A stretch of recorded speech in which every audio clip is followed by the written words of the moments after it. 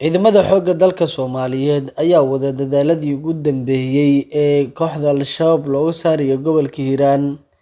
Ciidanka xoogga dalka Soomaaliyeed ayaa sidoo kaleeto waxa ay sheegeen isla markaana ku dhawaaqeen in maalmaha soo socda gobolka Hiiraan lagu kala adkaanayo isla markaana kooxda Al-Shabaab laga saarayo deegaanada ay kaga sugan yihiin. Muddooyinkii la soo dhaafay kooxda Al-Shabaab ayaa waxay qabsatay deegaano hor leh isla markaana ay ka mid tahay deegaanka Teedaan, halka ciidanka xoogga dalka Soomaaliyeed ay wadaan dadaaladii ugu dambeeyay iyo howlgalladii iyo dhaqdhaqaaqyadii ugu dambeeyay ee kooxda Al-Shabaab loogu sifeynayo deegaanadaasi.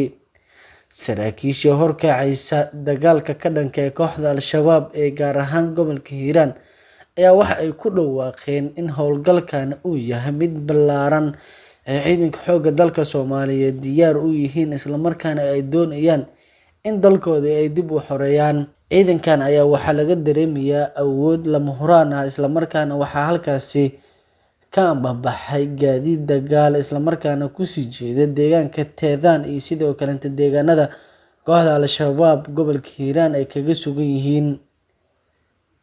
Wixii warar ka soo kordhay howlgallada ballaaran ee ka socda gobolka Hiiraan, halkan oo Warsame Gaatamo ayaad ku daawan doontaan.